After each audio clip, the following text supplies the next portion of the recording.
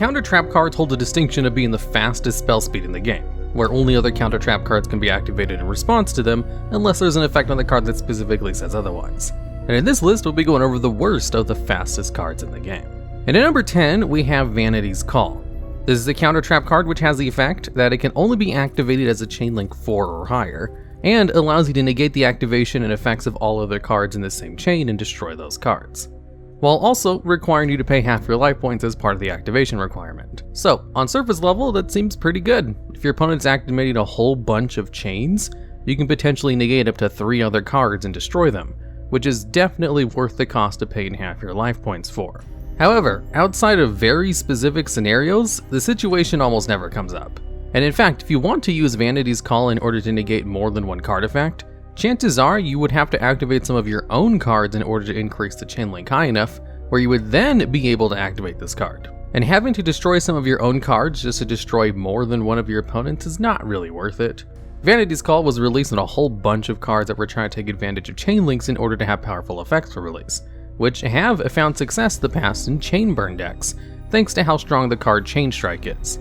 But pretty much any card which doesn't directly help chain burn decks and has chain link requirements are kind of bad because of how inoften chain links get that high. Kind of like cards like Miraculous Rebirth or Mystical Wind Typhoon.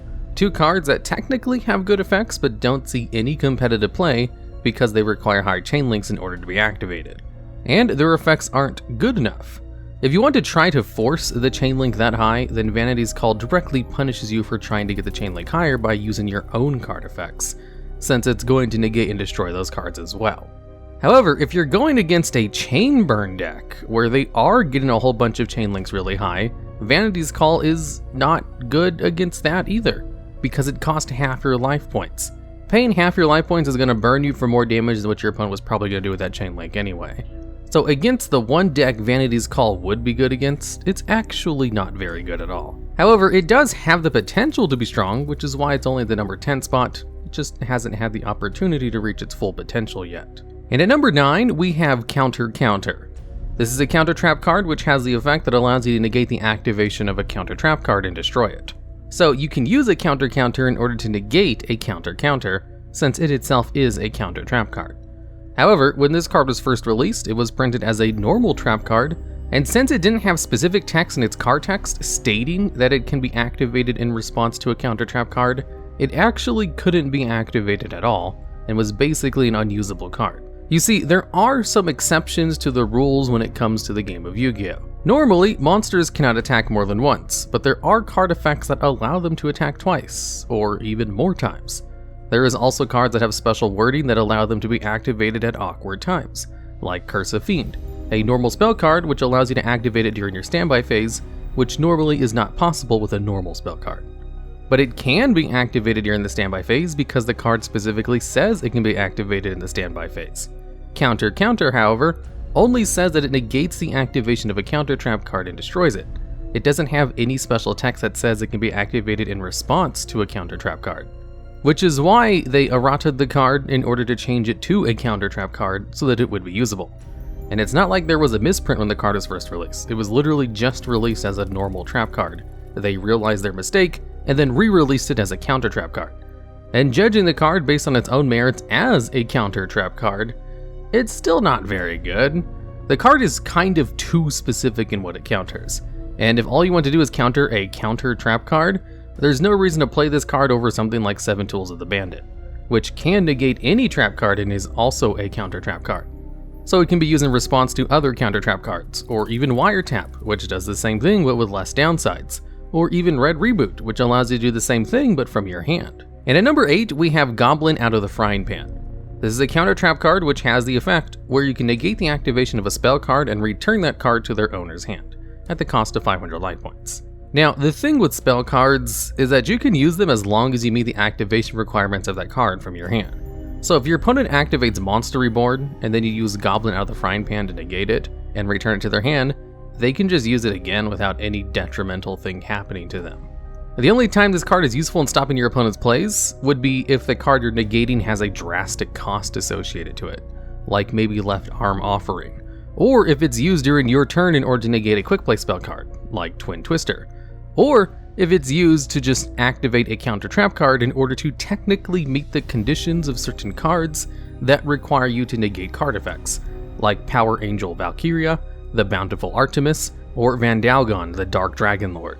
So there are some useful applications of the effect, although it's probably better to just use a card that would actually stop the card your opponent is using permanently, instead of just temporarily. Although most counter trap cards which negate spell effects have pretty harsh costs to their activation requirements, like Magic Jammer requires you to discard one card, Solemn Judgment requires you to pay half your life points, or Dark Bribe giving your opponent one card after the negation. And since spell cards are way more common than trap cards, if you want to get a negate activated in order to activate the effects of the 3 monsters I listed earlier, then Goblin out of the Frying Pan is not a half bad way to technically negate a card effect for a pretty low cost. It's still not very good, but there are some situational uses for it. There's also a trap card version of this called Malfunction, which is basically the same thing except it negates a trap card and then returns it to its original position. Malfunction is a little bit better because trap cards can't be activated the turn they're set, so they'll at least be locked out of using that card for a full turn. And at number 7, we have Curse of Royal. This is a counter trap card that can only be activated in response to a spell or trap card that targets one spell or trap card on the field, no other cards, and would destroy that card, in which case you can negate the activation and destroy that card instead. So, if your opponent is using Mystical Space Typhoon, you can use Curse of Royal in order to negate that card and destroy it. If your opponent is using Twin Twisters, Curse of Royal is useless. If your opponent is using Nightmare Phoenix to target and destroy one of your spell and trap cards, Curse of Royal doesn't work because it's a monster effect. Or if your opponent is using Cosmic Cyclone in order to target and banish one of your cards, Curse of Royal doesn't work because it's not destroying the card. Basically, Curse of Royal is just incredibly specific with its counter, in that it basically only works on cards like MST, and that's about it. The card would be better if it allowed you to negate any spell or trap card that would destroy spell or trap cards, but since it's limited to only one card that targets a single card, it's kind of too situational to be useful. At least Goblin out of the Frying Pan works on any spell card, so it's slightly more useful, if technically worse than its actual effect. And at number 6, we have Crimson Fire. This is a counter trap card which has the effect that if your opponent activates a spell or trap card which would inflict effect damage to you, your opponent instead takes twice the amount of damage that you would have taken. However, in order to use this effect, you need to control the synchro monster Red Dragon Archfiend, or I guess Scarlet Red Dragon Archfiend, since it has an effect to change its name to the originals. So here's the thing with Crimson Fire. It basically stops the one card effect that deals effect damage, and there isn't really a scenario in which your opponent taking double the amount of damage is that big of a deal. Unless it's an incredibly specific situation, this is generally a pretty mediocre effect.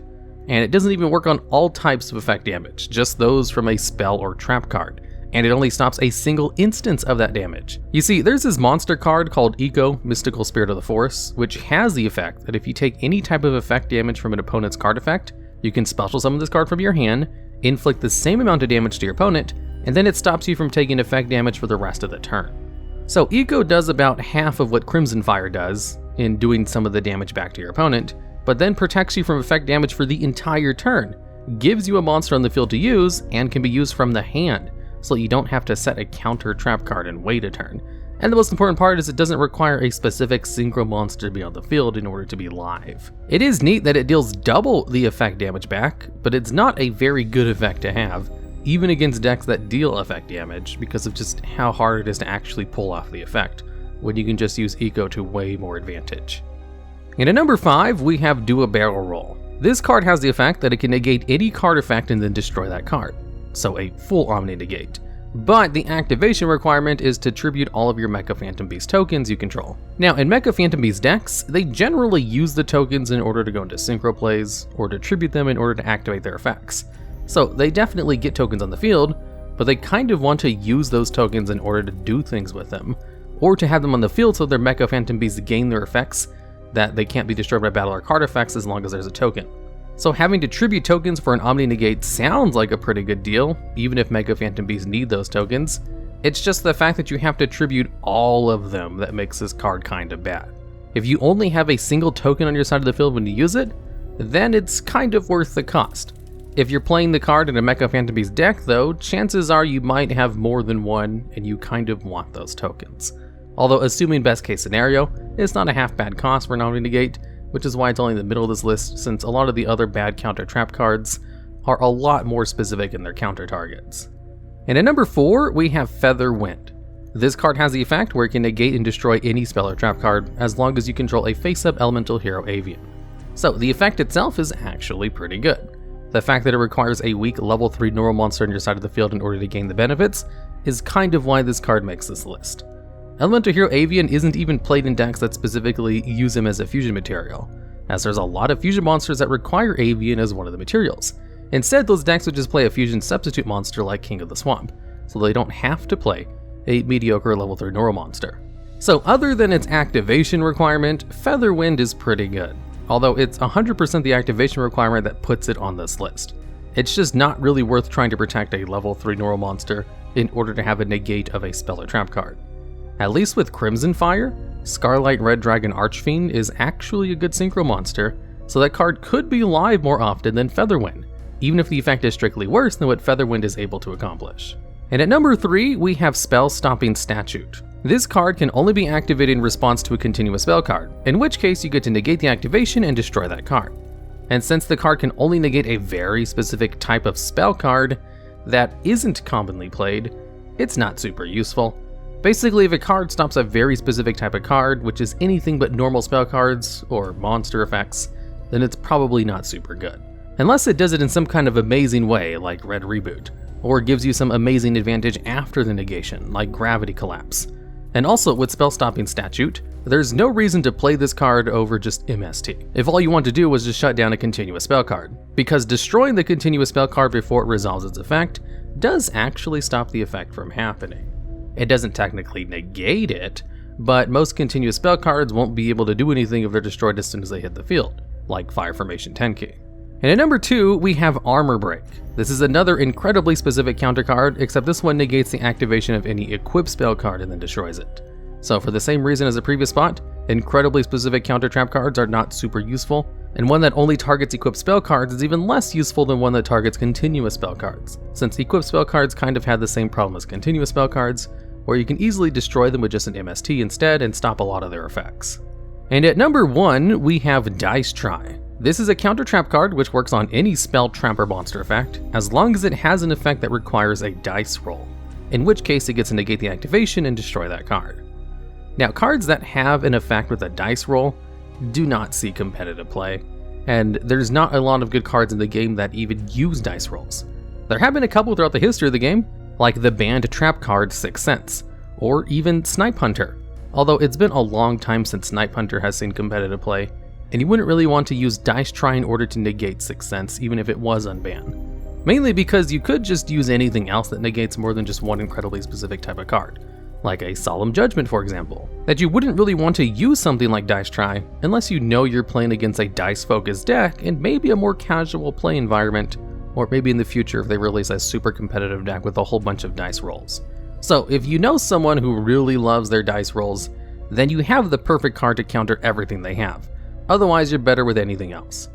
Alright, and that's the list. If there's any other worse counter trap cards that should have appeared in this video that I may have missed, I'd love to hear about them down in the comments, as well as ideas for future videos just like this one.